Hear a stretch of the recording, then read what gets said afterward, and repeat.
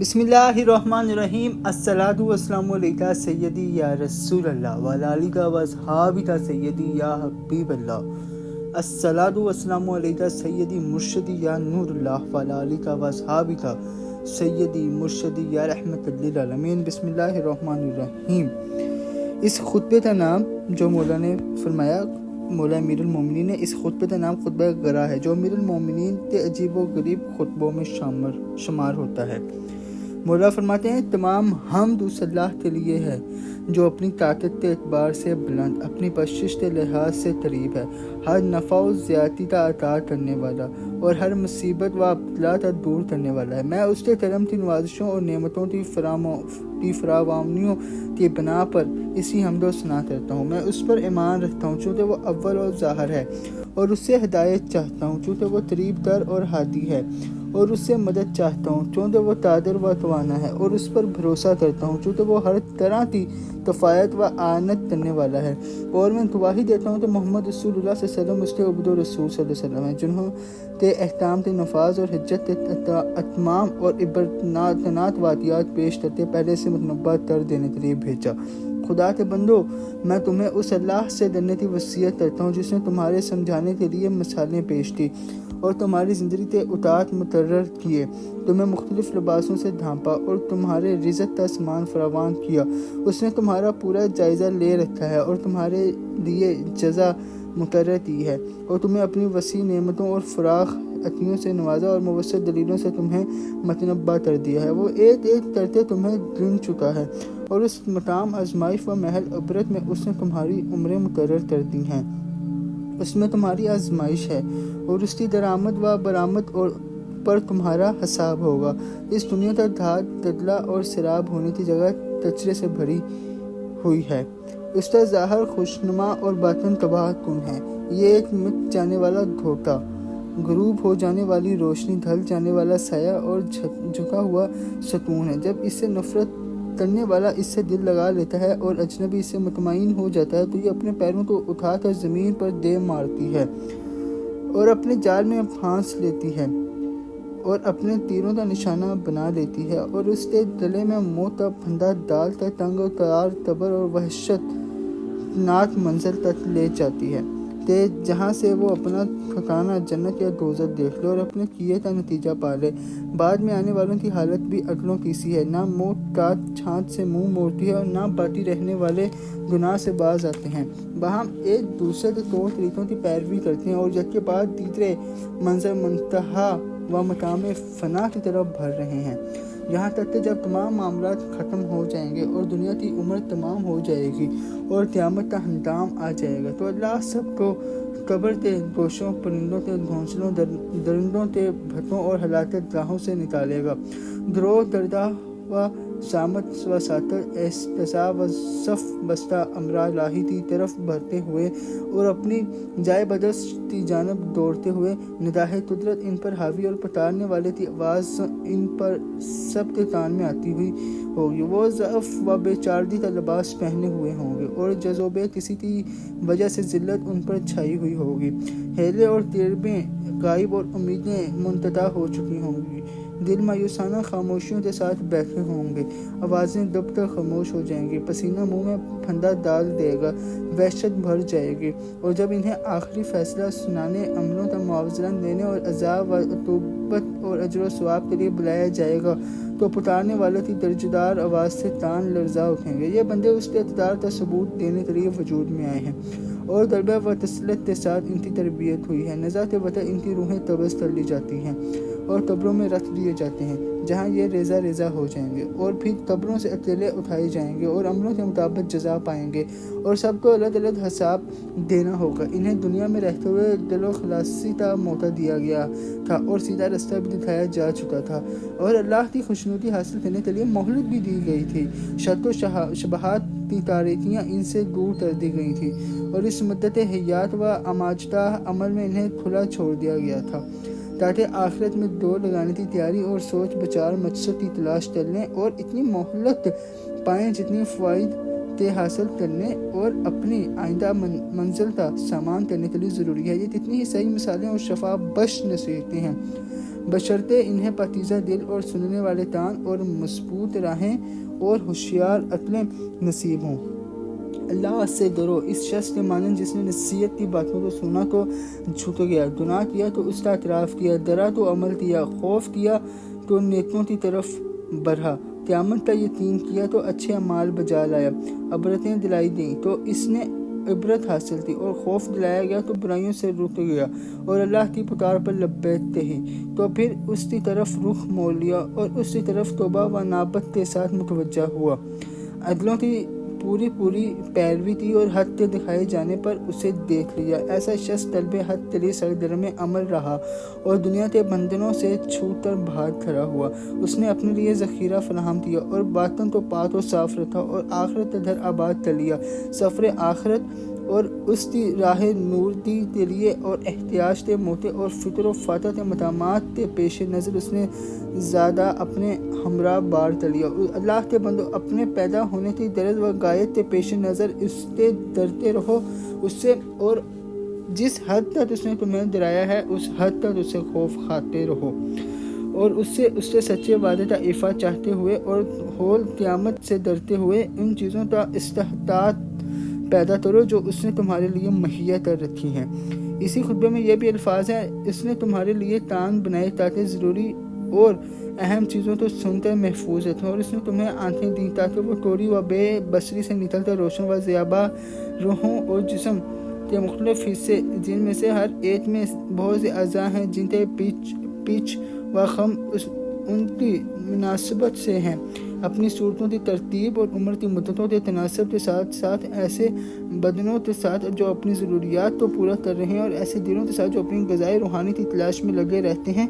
علاوہ دیگر بڑی نعمتوں اور احسان مند بنانے اور بخششوں اور سلامتی کے حصاروں کے، اور اس نے تمہاری عمریں مقرر کر دی ہیں جنہیں تم سے مخفی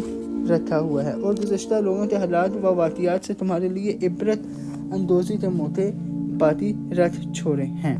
ایسے لوگ جو اپنے خط و نصیب سے لذت اندوز تھے اور کھلے بند و آزاد پھرتے تھے، اس طرح امیدوں کے پر آنے سے پہلے موت نے انہیں جا لیا اور عمر کے ہاتھ نے انہیں ان امیدوں سے دور کر دیا۔ اس وقت انہوں نے کچھ سامان نہ کیا کہ جب بدن تندرست تھے، اور اس وقت عبرت و نصیحت حاصل نہ کی کہ جب جوانی کا دور تھا۔ کیا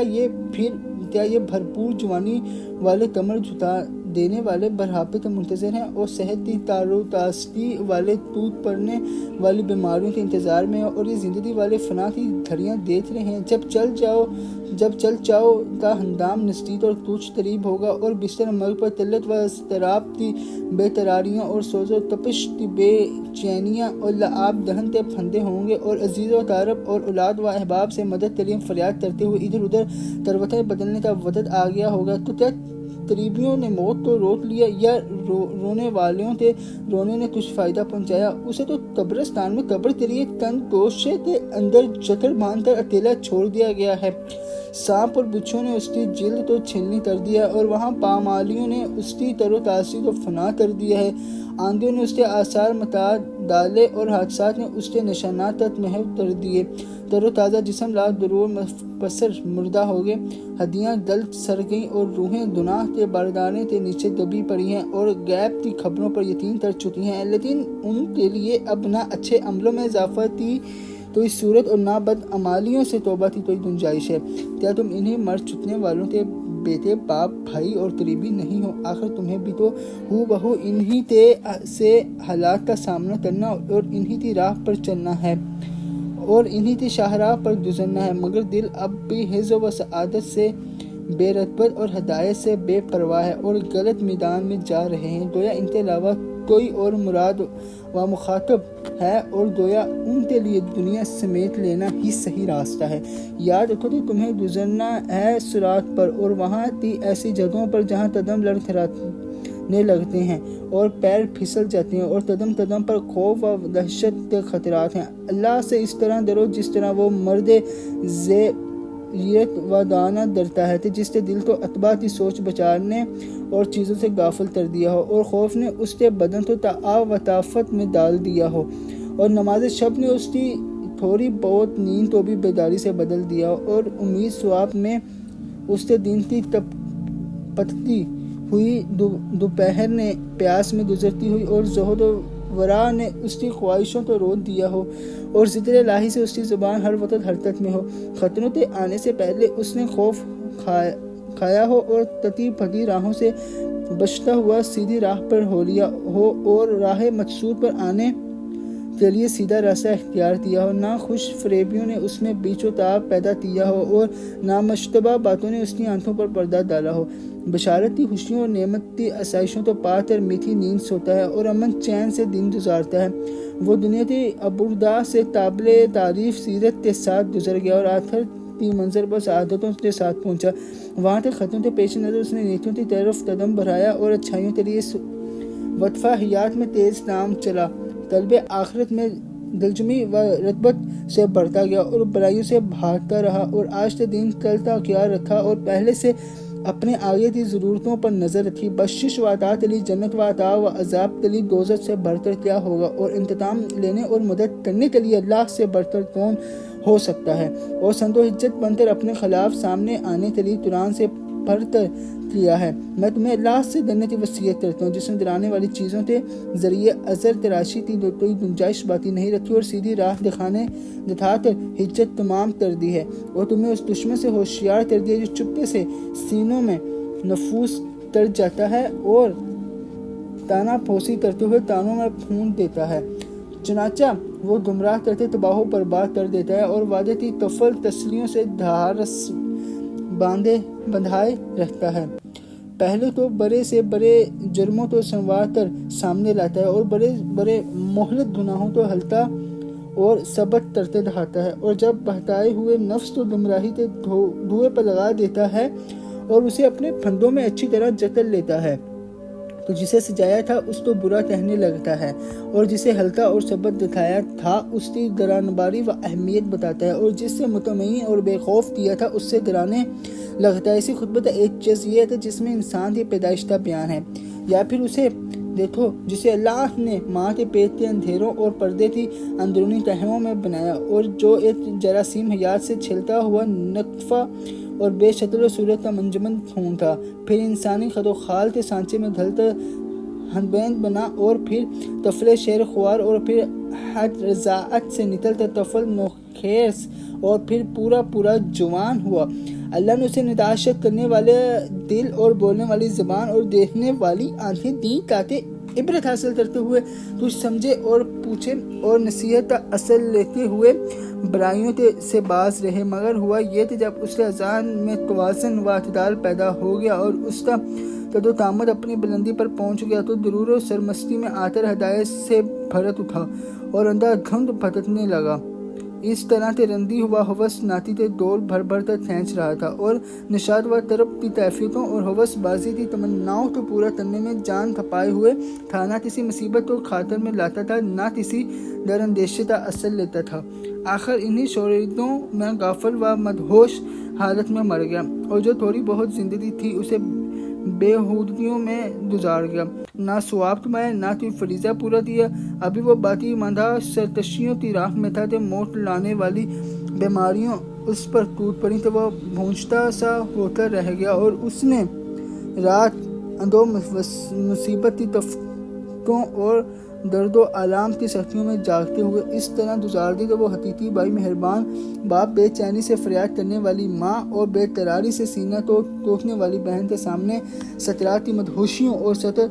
بدحواسیوں اور دردناک چیخوں اور سانس اکھڑنے کی بے چینیوں اور نزا کی درماندہ کر دینے والی